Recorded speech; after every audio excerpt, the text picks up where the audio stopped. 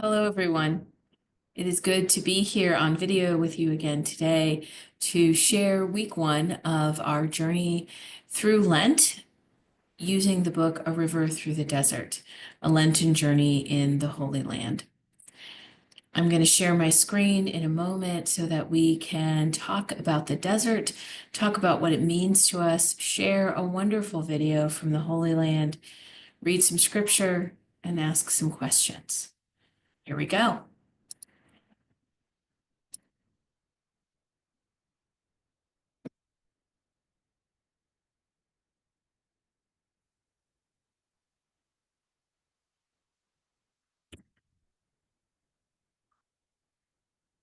Right. There we go. Sometimes it takes a moment. So as I said, this is week one of River Through the Desert, a Lenten Journey in the Holy Land. Book is by Richard Sewell, the Dean of St. George's College in Jerusalem. And through the video series, I will likely refer to him as Dean Richard. So our week one topic is the desert. The deserts in Israel are not what we might have expected. These pictures give you a vision, a viewing of what it looks like. There aren't endless sand dunes dotted with the occasional oasis where one will find palm trees, water, and rest. Instead, it is a rocky terrain full of hills and ravines. These ravines can, at certain times of the year, fill with water. During the spring, grasses and flowers grow. When I was there, I was amazed to find small shells in the dirt and sand at our feet. They were cockle shells from snails that live there when it is wet. It is a familiar part of the landscape of this country, something to be cautious of, certainly, but not something of which one needs to be fearful. And deserts are a large part of our history as Christians, probably because it is a part of the landscape of the Holy Land. Our scriptures talk about the Israelites wandering the desert for 40 years and Jesus going into the desert for 40 days and being tempted by the devil.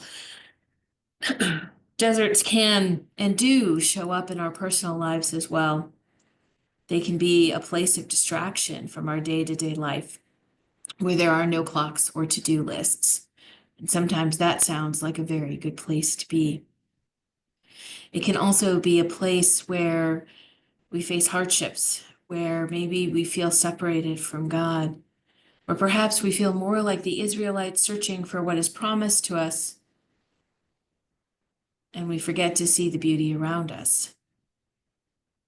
When we were on pilgrimage, we were allowed to spend about 40 minutes in this area.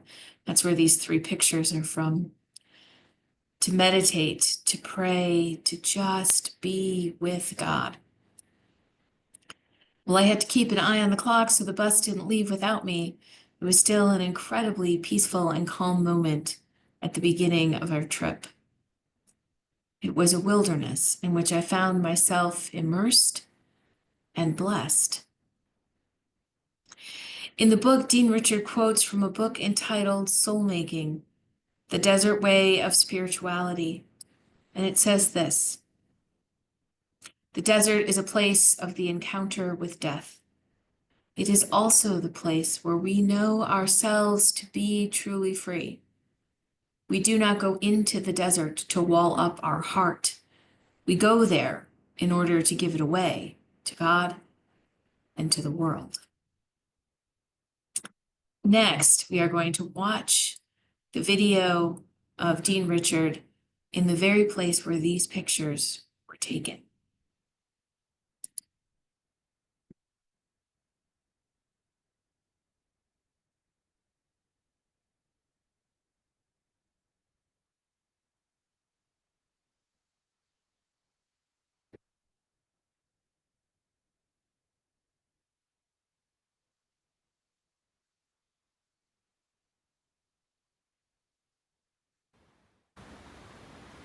We've come out to the desert, and it's where we bring our pilgrims from St. George's College. We always make sure that they spend some time in the desert. And it's hard to imagine that we're only 10 miles from Jerusalem itself. And just in the far distance, you can make out Jerusalem on the furthest horizon. And then 10 miles in the other direction is the Jordan River. But in the middle, it is desert. But sometimes we have an image of desert as sand, and this is rocky terrain. It's hard, and not as we imagine the desert in some parts of the world, but it's wilderness because there's barely any rain. And we're here at a place called Wadi Kelt. And a wadi is simply a valley, which in the winter is most likely to have water running through it, and then in the summer will mostly be dry. When there is rain, a wadi can literally flood. There can be flash floods, but for the long period of the summer, in the heat, it's a really tough place to be.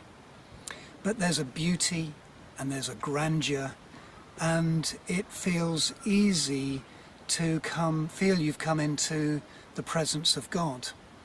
And so bringing our pilgrims here, we want to give them a sense of this awesome space and the power of God's creation. And there's a silence which is tangible.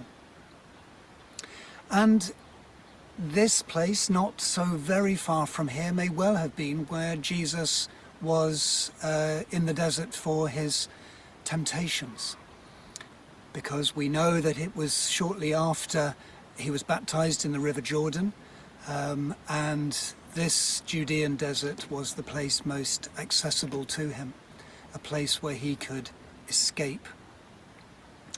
And the other great surprise here is that just over the brow and into the wadi itself, there is a monastery. It's the monastery of St. George's Kotsiba. The monastery was built in around 420 AD. And then through history since then, it's gone through various different difficulties. It's been ransacked, it's been abandoned. And then in the late 19th century, in the late 1800s, it was repopulated, and it has been continuously populated by Greek Orthodox monks ever since. And so much of this area was populated with monasteries through history, and a few now remain. And that glimpse of the monastery gives us a sense of the tough life that monks have. But you know, they didn't come out here as a punishment. They came out here because it's a gift. There is something gifted to us in the desert which we do not get in the midst of our busy day-to-day lives. And it was true back then when Jerusalem was a big and busy city. And it's true now for us wherever we live, that time in our wildernesses can be really important. And mostly when we come, we simply look over the brow and imagine the monks and their life and think about them. But a little while ago, a few months ago, my wife Julianne and I took the opportunity to walk down into the valley and to visit the monastery. It was a wonderful experience. We didn't quite know what we would find there. We weren't the only ones, there were a few others visiting too. And the monks were incredibly welcoming. They didn't resent our coming, they seemed to really welcome us with warmth and generosity. And there was a glass of water for us and a biscuit to sustain us, and we could stay as long as we liked just to be in their place. They only open for certain parts of the day, so they get plenty of time for isolation. But also they want to share the gift of their place of prayer here in the desert. And the desert is something of a metaphor for us, of the place where God invites us to go to escape from the pressures and the difficulties of our life, a place where we can go to pray, a place where we can enter into that silence in prayerfulness and in study. And all of us need that place of stillness. It can be hard to capture it. But here, when we bring people to the desert, it provides a visual image of that place that God calls us into during Lent, where we can simply be quiet, prayerfully, and maybe to receive a surprise that we had not expected at all. And the desert, this desert, is full of all sorts of surprises.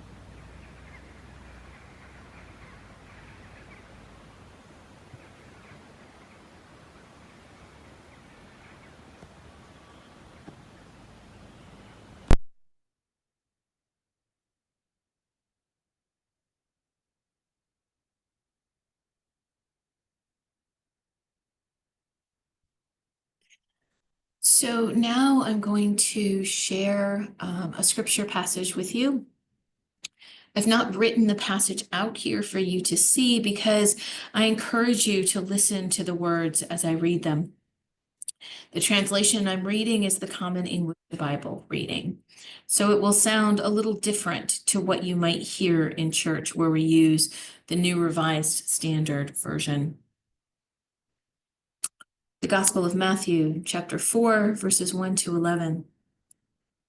Then the Spirit led Jesus up into the wilderness so that the devil might tempt him.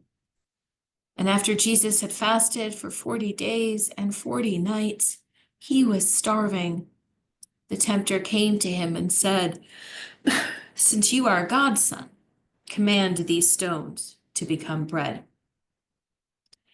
Jesus replied, "It is written, people won't live only by bread, but by every word spoken by God."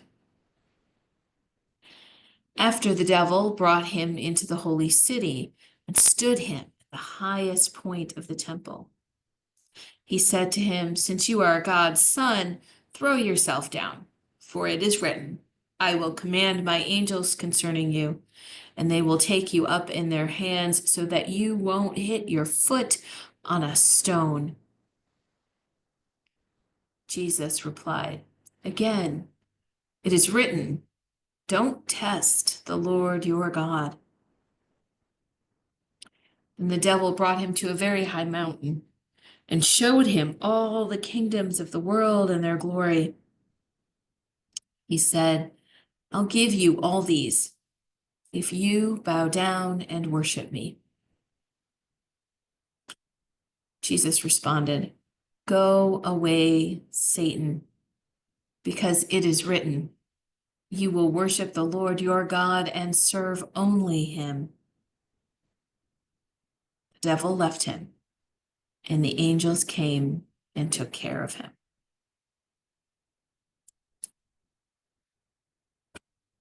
Right? I mean, could we have said no? Not sure I could have. So here are a few questions for you to consider. Excuse me.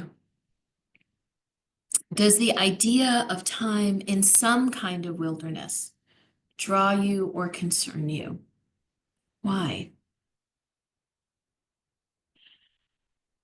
Is there an accessible place which could serve as a desert to you? What do you or could you gain from spending time there? Finally, there are surprises to be found in the desert, like cockle shells from snails. Have you ever been surprised by time found in solitude or in an isolated place? Has anything spoke to you when you have been in those places? So I encourage you for the next week to perhaps read this passage again yourself. On Facebook, I will list the passage, I'll list the questions, and you can go to your own Bible, presuming that you have one, or there is a really great website, more than one. The one I tend to use is called Bible Gateway, and you can plug in the reading that you want, and you can select a whole host of different translations to read from. And they all are just a little bit different, which is really kind of cool. So I encourage you to do that this week. Read this passage again. If you are at church this coming Sunday at 10 a.m., you will hear this story of Jesus's temptation in the desert from the Gospel of Luke. So it'll be slightly different than what we read because they're always a little bit different, but you'll be able to hear it then as well and think about it and pray about it. So that is it for this week. I thank you all for tuning in, and I hope to see you soon. God bless.